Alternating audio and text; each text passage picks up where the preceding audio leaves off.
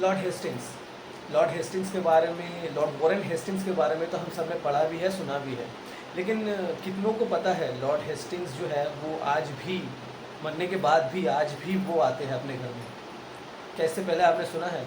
अगर सुना भी है तो शायद आपको वो सारी बातें नहीं पता जो आज मैं आपको बताने वाला हूँ। तो आज का जो ये टॉपिक है वो थंबनेल देख के तो आप लोगों को समझ में आ ही गया होगा कि हम आज किस बारे में बात करने वाले हैं। लेकिन उस टॉपिक पे जाने से पहले मैं आप लोगों को बता दूं कि अगर आप लोग हमारे चैनल पे नए हैं तो प्लीज़ कंसीडर करिए हमें सब्सक्राइब करना, साथ जो बेल आइकन है उसको ज़रूर से दबा दीजिए ताकि हमारे वीडियो का नोटिफिकेशन जो है सबसे पहले आपको मिले। Hey guys, hi, this is me AB and you watching कही अनकही बातें। तो चलिए शुरू करते हैं। हेस्टिंग्स के बारे में अगर मैं बात करूं, लॉर्ड वॉरेन हेस्टिंग्स, उनकी मौत जो है वो तो काफ़ी पहले हो चुकी है, लेकिन आज भी उनके जो घर है हेस्टिंग्स हाउस, जो कि बेलविडर रोड पे है अलीपुर में, कोलकाता में, वो आज भी वहाँ पे आते हैं। जी हाँ, आज भी लोग जो है कहते हैं कि रात को, आधी रात को एक बग्गी गाड़ी का आवाज़ जो है उस घर के सामने जो है वो आके रुकता है। एक बग्गी गाड़ी जो है वो आधी रात को उस घर के सामने, उनके वॉरेन हेस्टिंग्स का जो हाउस है उस हाउस के सामने जो आकर रुकता है। एंड कोई तो है जो उस गाड़ी से उतरता है, हालांकि किसी को दिखता तो नहीं है, लेकिन कोई है जो उस गाड़ी से उतरता है और पागलों की तरह जो अपने घर में जाता है, जाके अपने बेडरूम में ना कुछ दस्तावेज़, कुछ डॉक्यूमेंट्स जो वो पागल की तरह ढूंढता रहता है। तो आखिर है क्या ये चीज़? तो चलिए जानते हैं वो क्या है। कोलकाता। कोलकाता बनने से पहले महज़ एक गांव था और करीब 3 छोटे-छोटे गाँव को मिलाकर कोलकाता का शहर बनाया गया। और इस शहर को जिन लोगों ने बनाया था, आज उन लोगों को हम इतिहास के पन्नों में छोड़कर आ गए। भले ही हम लोग राष्ट्रवाद के नाम पर कितना ही कुछ कह जाए, लेकिन सच तो यही है कि कोलकाता को कोलकाता बनाने वाले वो लोग थे। फॉर एग्ज़ाम्पल, जैसे कि डलहौसी, कार्जन, हेस्टिंग्स, वेलेस्ली, ऐसे ना जाने कितने ही लोग थे जो कि इतिहास के पन्नों में आज खो गए हैं। खैर, जितने भी लोग थे या जो भी थे, आज हम सिर्फ़ और सिर्फ़ एक ही इंसान के बारे में बात करेंगे और वो है लॉर्ड वॉरेन हेस्टिंग्स। आज के वीडियो के सारे इन्फॉर्मेशन जहाँ से हमने रिट्रीव किए हैं, उनमें से सबसे जो फ़ेमस है वो ये है, हेनरी इवान कॉटन का लिखा हुआ बहुत ही एक फ़ेमस बुक जिसका नाम है कोलकाता ओल्ड एंड न्यू। इसके अलावा 1925 में लिखा गया लॉर्ड कार्जन का लिखा हुआ ब्रिटिश गवर्नमेंट इन इंडिया, इस किताब से। अभी देखिए, कहने को तो ये सारे इन्फॉर्मेशन जो है काफ़ी पुराने हैं और ये सारे इन्फॉर्मेशन कितना सही है कितना गलत है, आज हम उस पर बात नहीं करेंगे। आज हमारी बात होने वाली है इसमें जो इन्फॉर्मेशंस दिए गए हैं, वो सारे इन्फॉर्मेशंस जिन लोगों ने देखा है, सुना है या समझा है, उन सब चीज़ों के बारे में, या फिर जो भी इन्फॉर्मेशन दिया गया है वो सारे इन्फॉर्मेशन एक्चुअल में क्या है। वैसे तो आज के ज़माने में न जाने कितने ही लोग हैं जो कि वॉरेन हेस्टिंग्स के बारे में कहा करते हैं।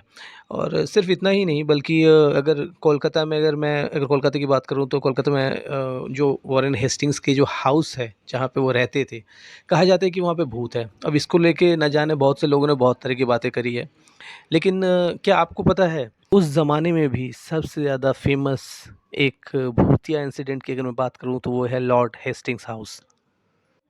1907 साल को जब इवान कॉटन ये किताब अपनी किताब लिख रहे थे, तभी उन्होंने अपनी किताब में जो है इस बात का ज़िक्र किया था, the most famous haunted story के नाम से। और इसके करीब 18 साल बाद 1925 में जब लॉर्ड कार्जन अपना किताब लिखते हैं, उन्होंने भी इस बात का ज़िक्र किया अपने किताब में कि जितने वैसे तो कोलकाता में जो है बहुत सारे जो है भूतिया घर नहीं है, लेकिन जितने भी हैं उनमें सबसे ज़्यादा अगर कोई भूतिया घर अगर है तो वो है लॉर्ड हेस्टिंग्स हाउस। अभी देखिए, बातें तो बहुत सारी है हेस्टिंग्स हाउस को लेके, लेकिन एक्चुअल में वो इंसिडेंट था क्या जिसकी वजह से हेस्टिंग्स हाउस इतना ज़्यादा फेमस हुआ, वो भी एक हॉरर हाउस के नाम से या फिर एक भूतिया मकान के नाम से। कहा जाता है यहाँ पे जो है ना, करीब 2 इंसिडेंट ऐसे थे जो कि ज़्यादातर देखा जाता था।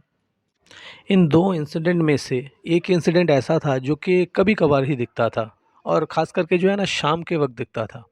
और दूसरा इंसिडेंट जो है वो रिपीटेडली दिखता था और ख़ास करके रात को दिखता था काफ़ी करीब आधी रात के वक़्त। कहा जाता है कि 4 करीब 4 काले घोड़े से लगा हुआ एक बग्गी जिसे कि उस वक़्त में बरूश कार के नाम से भी जाना जाता था, बरूश गाड़ी के नाम से जाना जाता था। वो गाड़ी जो है आके हेस्टिंग्स हाउस के सामने रुकती थी। और उस गाड़ी में जो एक मतलब उस गाड़ी को चलाने वाला जो कोचमैन था, वो भी दिखता था। लेकिन उस गाड़ी में जो सवार थे, जो सवारियाँ होते थे, वो कभी नहीं दिखते थे। और कहा जाता है कि ये जो गाड़ी है, घोड़े वाली बग्गी, बरूश गाड़ी जिसे कहा जाता था, वो गाड़ी गेट के सामने आके रुकती तो थी, लेकिन वहीं से जो है फिर वापस वैनिश हो जाती थी या फिर गायब हो जाती थी। और इससे भी ज़्यादा खौफ़नाक बात ये थी कि ये जो इंसिडेंट था ना, ये शाम को देखा जाता था, मतलब शाम के रोशनी में देखा जाता था, अंधेरे होने से पहले। और ताज्जुब करने वाली बात ये है कि सिर्फ़ 1-2 लोगों ने नहीं, बल्कि बहुत से लोग ऐसे थे जो कि इस चीज़ के आई विटनेस बने थे या फिर आप ऐसा कह सकते हो कि अपनी आँखों से इन सब चीज़ों को होते हुए देखा था। और जो दूसरा इंसिडेंट है, वो आधी रात को दिखता था और बहुत ही रिपीटेडली दिखा दिखा करता था लोगों को। और ये जो दूसरा इंसिडेंट है ना, कहा जाता है कि लोगों का ऐसा कहना है कि करीब आधी रात को एक घोड़ा गाड़ी, ऐसा आप कह सकते हो या बग्गी जो है वो गेट के सामने से होते हुए गार्डन से होते हुए घर के सामने जाके रुकती थी। हालाँकि वो गाड़ी जो है वो किसी को दिखता तो नहीं था, सिर्फ़ आवाज़ ही सुनाई देती थी उसकी। जैसे कि काफ़ी दूर से कोई घोड़ा गाड़ी जो है वो काफ़ी तेज़ी से सामने की तरफ आ रहा हो। और फिर लोग कहते थे कि वो जो घोड़ा गाड़ी है वो भले घोड़ा गाड़ी ना दिखता हो, लेकिन उस घोड़ा गाड़ी से जो है ना ऐसा लगता था कि कोई उतरा है, अपने जूते पहने हुए उस घोड़े गाड़ी से नीचे उतरता है और उतरने के बाद एक शैडो लोगों को दिखता था और वो शैडो जो है वो घर के अंदर जाता था, जाकर किसी बेडरूम की तरफ वो जाता था और जाके कुछ फाइल्स वगैरह ना बहुत ही ज़्यादा बेचैनी से, बहुत ही ज़्यादा ईगरली आप ऐसा कह सकते हो या फिर अग्रेसिवली जो है ढूँढा करता था। और फिर कुछ देर के बाद जो है वो सारी चीज़ें जो है, वो आवाज़ें जो है, वो शैडो जो है अपने आप जो है गायब हो जाती थी। और शायद आप लोग यकीन ना करो, लेकिन उस वक़्त कलकत्ता में जो है ये सारी चीज़ें बहुत ही ज़्यादा चर्चे में थी। अक्सर लोगों का कहना यही था कि ये जो कुछ भी होता था ना, ये आत्मा या भूत जो भी था, ये किसी और का नहीं बल्कि खुद वॉरेन हेस्टिंग्स का था। वैसे अगर देखा जाए तो भूत के पीछे ना हमेशा एक भूत रहता है। मतलब जो भी इंसान या जो भी चीज़ पास्ट में होता है, वही बाद में जो हमें प्रेज़ेंट में जाके दिखता है। फॉर एग्ज़ाम्पल मान लीजिए, अगर वॉरेन हेस्टिंग्स का भूत था या है, तो कभी न कभी तो वो पास्ट में ज़िंदा रही होगी। तभी तो जो है उसको बाद में जाके वो भूत बना या जो भी हो। तो पास्ट में ऐसा क्या हुआ था जिसके वजह से ये सारी चीज़ें हो रही थी, या फिर आप ऐसा भी कह सकते हो कि आज भी हुआ जा रहा है।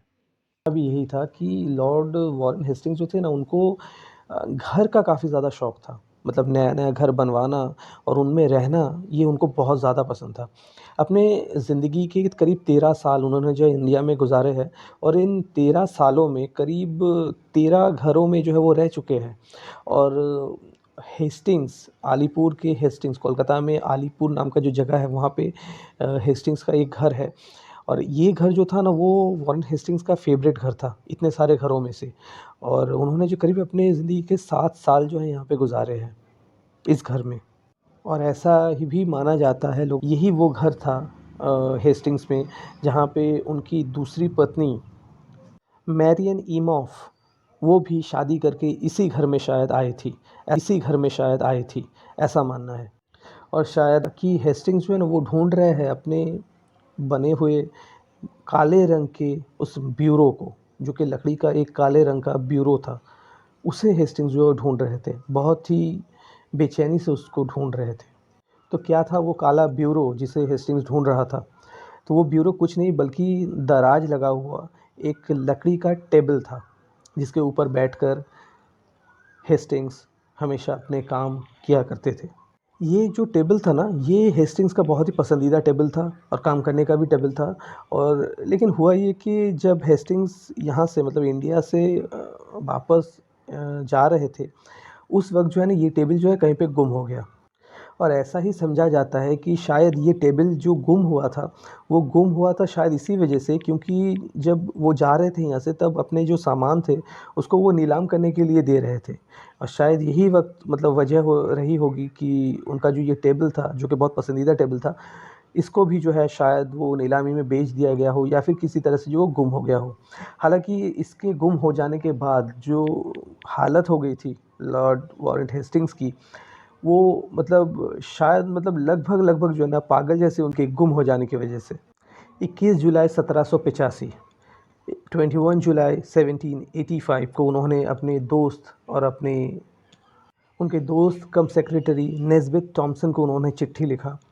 और उन्होंने अपने चिट्ठी में लिखा कि जभी भी मुझे अपने ब्यूरो के बारे में मैं सोचता हूँ, तो मेरा दिल जो है वो तड़प उठता है।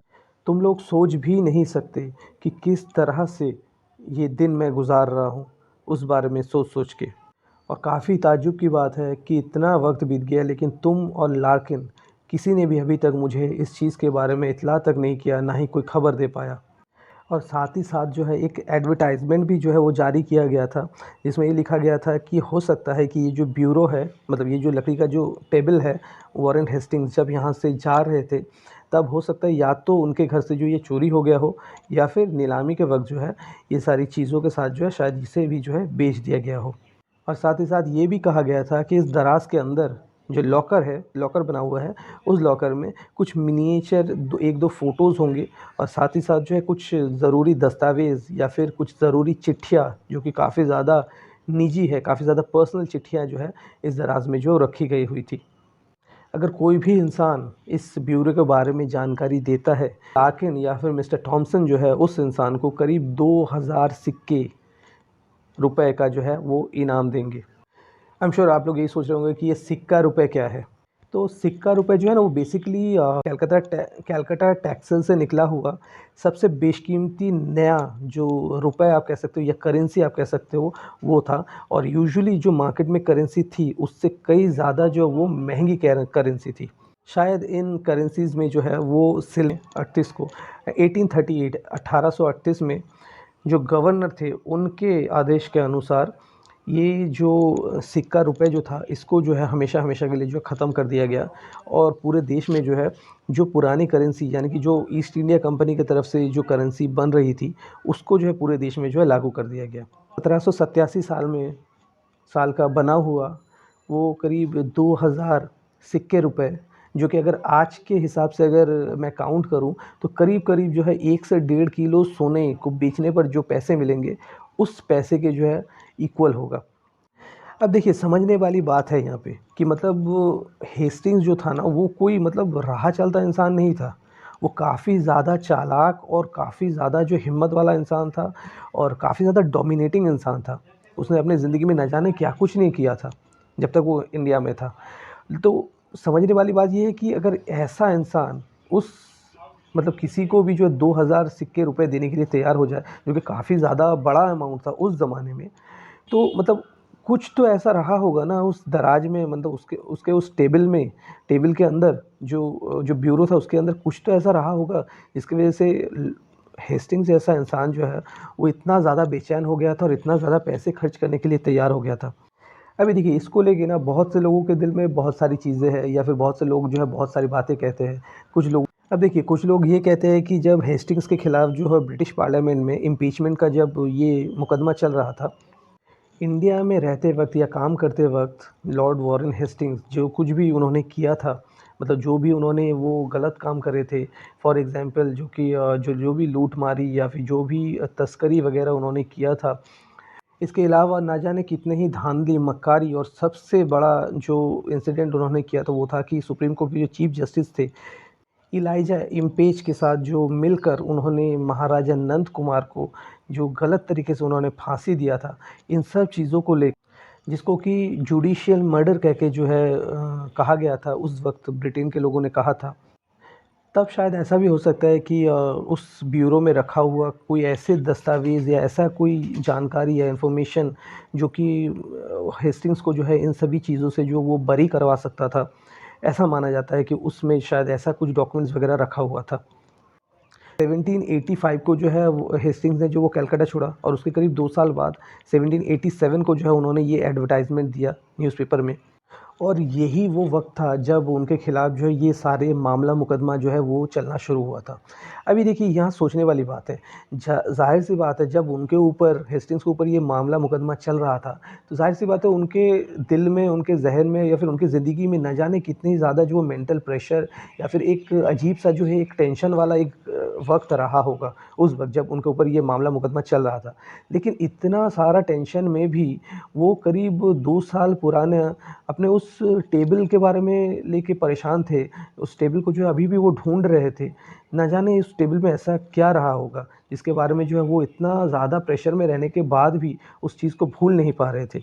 लेकिन देखिए इस चीज़ को भी जो है हमें ध्यान रखना होगा कि करीब उनके ऊपर जो ये मामला मुकदमा हुआ था हेस्टिंग्स के ऊपर, वो करीब 7 साल चला था। और 7 साल के बाद जब उनको इस मामला मुकदमा से पूरी तरीके से बरी कर दिया गया 1795 को 1795 को जो उनको जो है बेकसूर करार कर दिया गया और सारे इल्ज़ामों से जो मुक्त कर दिया गया और उनकी जो मौत हुई थी वो करीब काफ़ी मतलब उस वक़्त के काफ़ी देर बाद हुई थी। करीब ऐसा कुछ डॉक्यूमेंट्स उस ब्यूरो में था, उस टेबल के अंदर था जिससे कि लॉर्ड वॉरेन हेस्टिंग को जो है वो अपने सारे लगे हुए इल्ज़ामों से मुक्ति मिल सकती है। तो उस चीज़ को तो यहीं पे ख़ारिज कर दिया जाता है क्योंकि देखिए जब वॉरेन हेस्टिंग्स ज़िंदा थे तभी जो उनको जो है ये सारे इल्ज़ामों से बाहर निकाल दिया गया था, उनको जो बाइज़्ज़त बरी कर दिया गया था। तो फिर क्या उसको मतलब वॉरेन हेस्टिंग्स को ऐसी भी क्या ज़रूरत पड़ गई कि मरने के बाद भी उसकी आत्मा को शांति नहीं मिली। आज भी वॉरेन हेस्टिंग्स की आत्मा जो है वो उन दस्तावेज़ों को ढूँढती है। तो यहाँ पे जो है ना ये जो स्टोरी जो चल रहा था अभी तक इसका जो है ना ये तो एक पहला चैप्टर चल रहा था। अब आ जाता है इस स्टोरी का दूसरा चैप्टर। यहाँ से जो है इस कहानी का ना एक और मोड़ जो है सामने आता है और वो क्या है? तो वो यही है जिसे कहा जाता है शशे ला फेम, यानी कि अगर सीधी-सीधी तौर पे कहा जाए तो औरत का चक्कर। ये सारी चीज़ें उस वक़्त की मैं अगर बात करूँ तो ये सारी चीज़ें जो चल रही थी ना इस सारी चीज़ों के साथ ही साथ ना एक और चीज़ जो है ना वो उठ के जो है बाहर आने लगा था और काफ़ी ज़्यादा हद तक जो है वो सारी चीज़ें जो हद में जो है बाहर आ रहा था और वो था मैडम ग्रैंड नाम के ना एक औरत के बारे में ना काफ़ी ज़्यादा जो वो चर्चा हो रही थी उस वक़्त। अभी देखिए ये मैडम ग्रैंड जो थी ना वो उस वक़्त ना सबसे खूबसूरत औरतों में से एक थी, जिन्हें ये मैडम ग्रैंड जो थी ना ये उस वक़्त की जो है ना सोसाइटी वुमेन नाम से भी जानी जाती थी। यानी कि उस वक़्त जो भी खूबसूरत महिलाएँ होती थी, उनको जो है ये खिताब दिया जाता था। कोलकाता से लेके फ्रांस तक, ना जाने ही कितने ही लोगों का जो है दिल इन इन इस महिला ने जो है वो जीता था, मैडम ग्रैंड ने। ये मैडम ग्रैंड जो थी ना ये हालाँकि ये मद्रास में पैदा हुई थी, लेकिन अपने बचपन में ही ये जो है ये कोलकाता में चंदन नगर नाम का एक जगह है, जहाँ पे ये चली आती है और बचपन से ही वो वहीं पे रहती है और यहीं पे और यहाँ पे ही उनकी मुलाकात होती है कोलकाता में रहने वाले या फिर कलकत्ता में रहने वाले एक सिविल सर्वेंट जिनका नाम है जॉर्ज फ्रांसिस ग्रैंड। 15 साल कंप्लीट होने से पहले ही मतलब उनकी उम्र 15 इयर्स होने से पहले ही उनकी शादी हो जाती है मिस्टर ग्रैंड के साथ और उसके बाद ये 15 साल की मैडम ग्रैंड की खूबसूरती इतना ज़्यादा सिर चढ़ के हर किसी की ज़ुबान पे आने लगी कि ये जो ऊपरी महल के जो लोग थे ना उस वक्त के जो ऊपरी महल के लोग थे ब्रिटिशर्स जो थे उनके भी जहन में जो है ना ये बातें जो है आने लगी, उनको भी ये सारी चीज़ें जो है वो दिखने लगी थी मैडम ग्रैंड के बारे में सारी चीज़ें। मैडम ग्रैंड इतना ही ज़्यादा फेमस थे उस वक्त और फिर मैडम ग्रैंड को जो है वो कलकत्ता के सबसे ज़्यादा खूबसूरत औरतों में शुमार कर दिया गया। उस वक्त काउंसिल के सदस्य और वॉरेन हेस्टिंग्स के एक जानी दुश्मन जिनका नाम था फ़िलिप फ्रांसिस, जो कि करीब 38 साल के थे और इस बात से भी इनकार नहीं किया जा सकता कि फ़िलिप फ्रांसिस जो थे वो भी पागल हो चुके थे मैडम ग्रैंड को लेकर।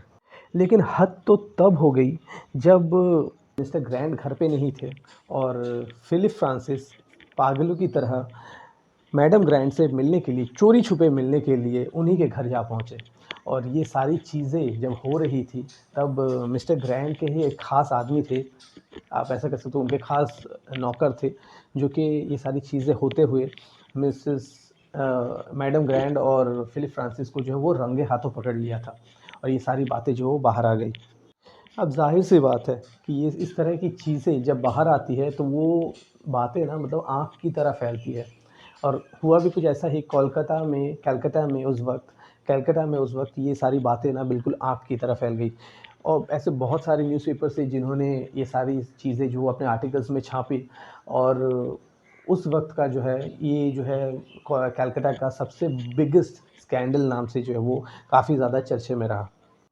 अब ज़ाहिर-सी बात है जब ये सारी चीज़ें बाहर आती है तो ये चीज़ें जो है वो कोर्ट तक जा पहुँचता है और कोर्ट जो है वो फ़िलिप फ्रांसिस को जो है ये आदेश देता है या फिर आप कह सकते हैं ये फ़ाइन के तौर पे कहा जाता है कि करीब 15 लाख सिक्के रुपए उस वक़्त के 15 लाख सिक्के रुपए जो है वो हर्जाना के तौर पे वो फ़िलिप फ्रांसिस जो है वो मिस्टर ग्रैंट को जो वो देंगे।